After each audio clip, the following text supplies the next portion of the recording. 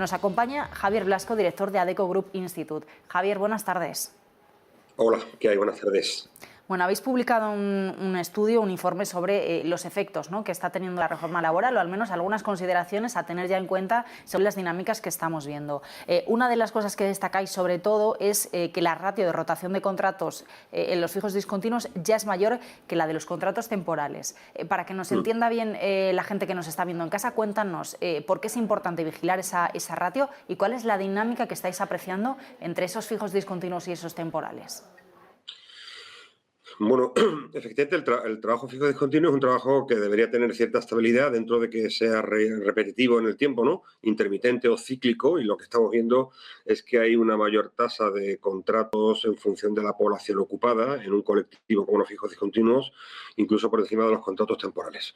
¿Esto qué quiere decir? Esto quiere decir que la reforma laboral ha creado ha creado una tendencia incentivada por el encarecimiento de la contratación temporal, también incentivada por la amenaza de mayores inspecciones, del uso casi indiscriminado del contrato fijo discontinuos, sin conocer, pues básicamente cuáles son también pues, las amenazas, ¿no? Una de las amenazas desde el punto de vista de la empresa puede ser evidentemente el encarecimiento del despido, porque las empresas no van a crear empleo por Real Decreto Ley, sino que cuando a una persona no haga falta, si le ha habido que hacer un contrato fijo discontinuo, pues al final, y no hay posibilidad de contratarlo nuevamente en el siguiente ciclo, en el siguiente periodo, se le va a despedir. Otra amenaza puede ser el incurrir por encima de los umbrales en lo que es un despido colectivo.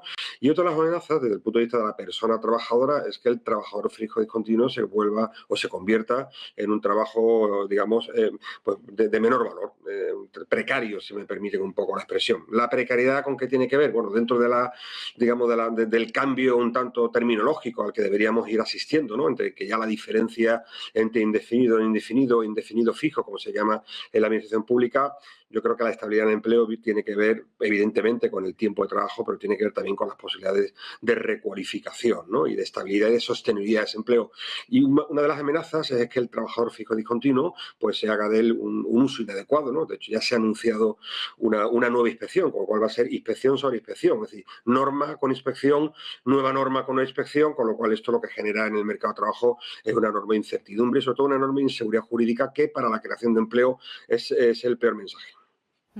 Una de las claves que apuntabais leyendo el informe es que esos fijos discontinuos en algunos sectores, dependiendo a esos sectores de alta temporalidad de nuestra economía, podrían figurar como trabajadores indefinidos, incluso si solo acaban trabajando, pues por ejemplo, 2 meses al año, que al final es lo que tú decías de la precariedad también. ¿De qué forma se podría articular entonces en esa búsqueda de reducir la temporalidad y subir la calidad del empleo para que esto no fuera así?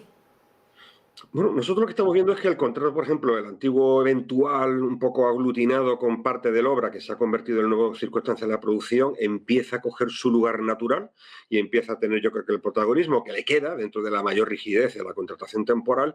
Y lo que tenemos que huir, evidentemente, es de que haya una competencia entre el contrato por circunstancias de la producción claramente temporal con el contrato fijo discontinuo. Lo que pasa es que la propia norma yo creo que puede llevar a muchas más ambigüedades, ¿no? Al final, el concepto de previsible o no imprevisible, la propia norma regula como imprevisible, por decir algo, las vacaciones de verano y extiende de alguna manera como un chicle el contrato fijo discontinuo y eso genera enorme inseguridad, ¿no?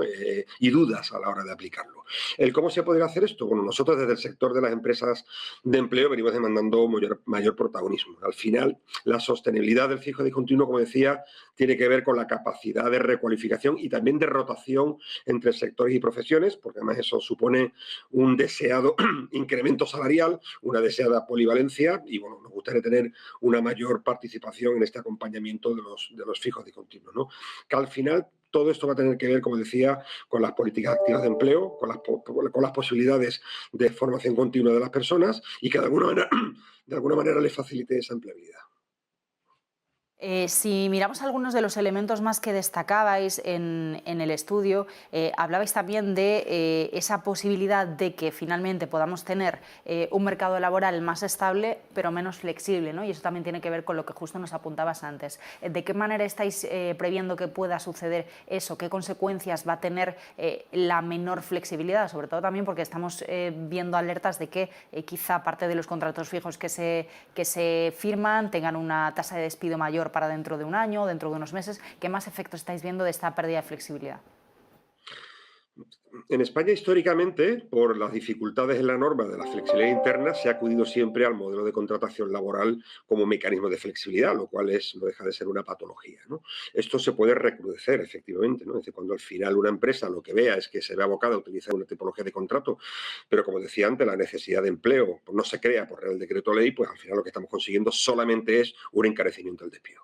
Porque las personas que cuando ya no haya carga de trabajo tampoco se les puede mantener sine die, ¿no? Esperando un trabajo que nunca va a llegar. Eso desde la óptica del trabajador y desde la óptica también de la empresa. Y como decía, esto efectivamente puede generar una sensación de mayor seguridad, pero en definitiva supone mayor volatilidad en el empleo y supone menor flexibilidad y sobre todo menor competitividad para las empresas, porque ya el hecho de que el despido se encarezca o la extinción, la flexibilidad sea un mecanismo caro, ya esto indica mucho desde el punto de vista de la competitividad de nuestras empresas, ¿no? De cara a los inversores, de cara al emprendimiento. Y yo creo que, como decía, hay que apostar por ubicar cada modalidad de contrato dentro del modelo actual. Es decir, no se trata ya de debatir lo que pudo ser o ha sido la reforma laboral, pero dentro de ese modelo lo que deberíamos trabajar es para que se canalice a través del fijo de continuo aquello que sea sostenible en el tiempo, y por eso nosotros pedimos mayor protagonismo, en tanto en cuanto que somos entidades que tenemos vocación de recualificar y de acompañar para esa empleabilidad de la persona, y utilizar en ese lugar natural que de manera legítima las empresas deberían o tienen que utilizar el trabajo temporal para el resto de modalidades. No solamente el contrato por circunstancia de la producción,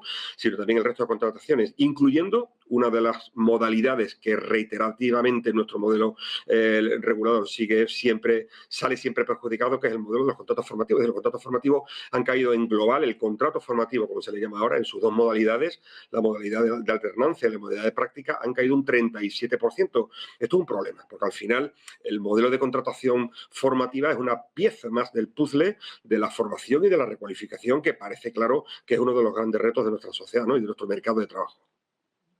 Javier, si miramos un poco también estos efectos por grupos poblacionales, por segmentos de edad, me llama la atención al segmentar los contratos iniciales según tramos de edad, decís en el informe, los de 55 a 59 años son los que se reducen en mayor medida, mientras que aumentan los de los jóvenes. ¿Cómo estáis viendo esta evolución? Bueno, esto tiene que ver con varios factores. Tiene que ver con una sobrerepresentación de algún sector ahora mismo en crecimiento. No podemos olvidar que el sector de la hostelería, el sector del turismo está creciendo, y ese efecto sustitución de la contratación temporal por contratación aparentemente más estable, evidentemente va a tener mayor incidencia en la población más joven, que históricamente en los últimos meses, EPA a EPA, mes a mes, hemos ido viendo que eran el colectivo más perjudicado, y ahora pues efectivamente se ha creado pues una inercia, digamos, de mayor presencia.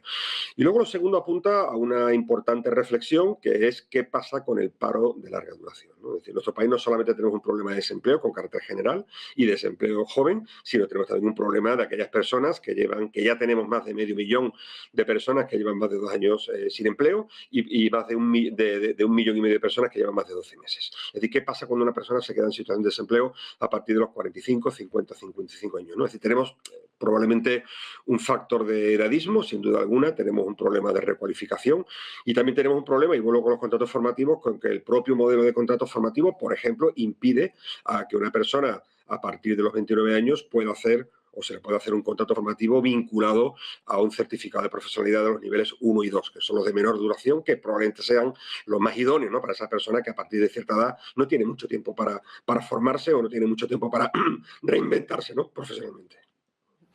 Pues Javier Blasco desde ADECO, muchísimas gracias por acompañarnos. Buenas tardes. Gracias a vosotros, buenas tardes.